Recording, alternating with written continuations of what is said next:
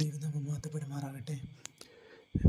യേശു ക്രൂശിൽ തൻ്റെ പിതാവായ ദൈവത്തെ അനുസരിച്ച് നമുക്കെല്ലാവർക്കും വേണ്ടി യാഗമായല്ലോ.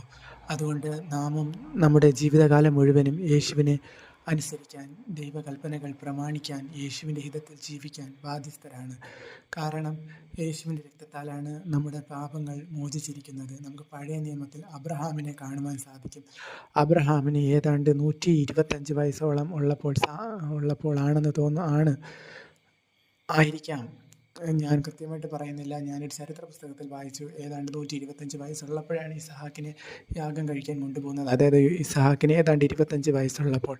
അപ്പോൾ ഇസഹാക്കിനെ അബ്രഹാമിനെ തള്ളി മാറ്റിയിട്ട് അവിടെ നിന്ന് ഓടാവുന്നതേ ഉള്ളൂ. പക്ഷേ ഇസഹാക്ക് തൻ്റെ പിതാവിനോട് ദൈവം പറഞ്ഞത് അനുസരിക്കാൻ വേണ്ടി പിതാവിനെ യാഗം കഴിക്കാൻ യാഗപീഠത്തിൽ പോകാൻ ഇസഹാക്ക് തയ്യാറായി എന്ന് നമുക്ക് അവിടെ കാണുവാൻ സാധിക്കും.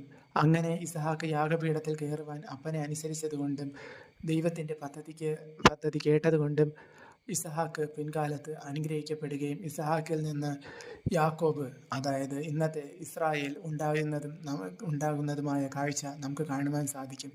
അതുപോലെ തന്നെയാണ് യേശു തൻ്റെ പിതാവിനെ അനുസരിച്ച് നമുക്കെല്ലാവർക്കും വേണ്ടി ക്രൂശിൽ മരിച്ചു. അതുകൊണ്ട് നാം ഇനി ജീവിക്കേണ്ടത് നമുക്ക് വേണ്ടിയിട്ടല്ല, നമുക്കെല്ലാവർക്കും വേണ്ടി ഒരുത്തൻ മരിച്ചിരിക്കെ അവന് വേണ്ടിയിട്ടാണ് നാം ജീവിക്കുവാൻ ഉള്ളത്. കാരണം നമ്മുടെ പാപങ്ങൾക്ക് മോചനം യേശു കർത്താവിൽ മാത്രമേ ഉള്ളൂ. മറ്റൊന്നിനും നമ്മുടെ പാപങ്ങളെ മോചിക്കുവാൻ സാധിക്കുകയില്ല. നമുക്ക് നിത്യജീവൻ തരുവാനും യേശു കർത്താവിന് മാത്രമേ സാധിക്കുകയുള്ളൂ.